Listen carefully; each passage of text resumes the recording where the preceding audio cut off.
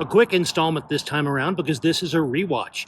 This is a Drafthouse Diary for Tuesday, February 7th, 2023, and I've come back to the Alamo Drafthouse Aspen Grove to see Avatar: The Way of Water once again. I used to see movies multiple times in theaters a lot when I was younger, partly because in the next town over from where I lived when I was in college, there was a $2 movie theater. So once movies were out of their first run, they would spend weeks and weeks at this theater, and I would go see them multiple times. I don't do that nearly as much anymore. It's kind of expensive, but hey, the Drafthouse season pass turns most movies into $2 movies. So I came back to see Avatar again while it's still in theaters. And I'm glad I did because it's a good movie. It's an enjoyable movie to watch. But there were things that I got from this viewing that I hadn't really gotten the first time around. One is I did see a 3D screening once again rather than a 2D screening because of show times and convenience. But I appreciated the 3D more this time. I think I was less distracted by so much going on that I was able to focus on the way some of the shots looked. And the 3D was used well. It was used more subtly than in some 3D movies, but it enhanced the scenes in which it was used best. Also, I think I appreciated the structure of this movie better, the way the building blocks were put together, the way the transitions were worked between the different locations and different sets of characters, the antagonists, the protagonists, the shifts back and forth. I think that was structured very well, and I didn't necessarily appreciate that on the first viewing. I still have the same problems with the repetitive action beats in the final act. I still think that could have used some work. They could have been more distinctive. There could have been more progression, more ingenuity there. But, that's a complaint that I have about the movie. A lot about the movie is really good. One other thing that struck me in this viewing was about some of the characterizations. Some of the characterizations were better than I had given them credit for.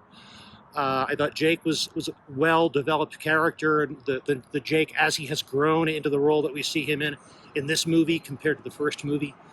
The kids, I thought, pretty well characterized, but I was disappointed in the use, or rather lack of use, of Neytiri.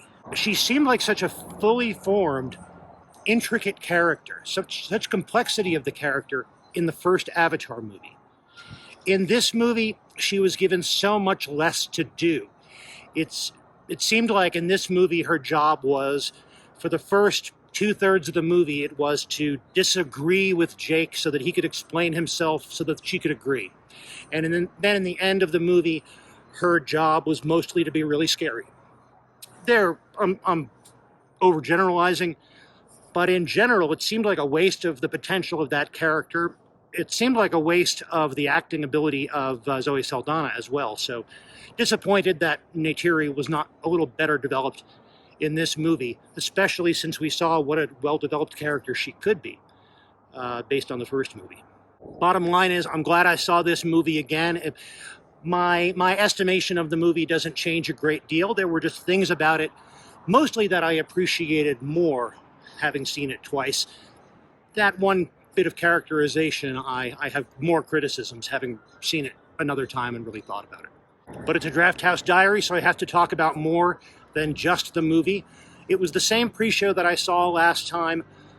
Not much else to say about that, except that I really, really did enjoy the Master Pancake previously on Avatar. It was fun. It was a good, effective recap while still being entertaining in its own right and leveling some criticism at the first Avatar as well.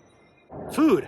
I had the Cobb salad this time. First time I've had the Cobb salad at the Alamo, and it was good. It was more substantive. There was more to it. It was more of a meal than the Caesar salad that I've had before. Therefore, it's not as light a meal as, say, the Caesar salad with grilled chicken is.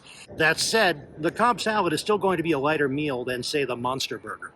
So it's good to have that as an option, and I recommend it. The auditorium was good. The projection and sound were good. The staff, I had limited interaction with the staff, but they were all friendly and efficient. So all in all, another good visit to the Alamo. Well, thanks for watching. I'll be back soon with another Drafthouse Diary, probably on my first viewing of the next movie. And in the meantime, enjoy your movies, and when you do, Stay till the end of the credits.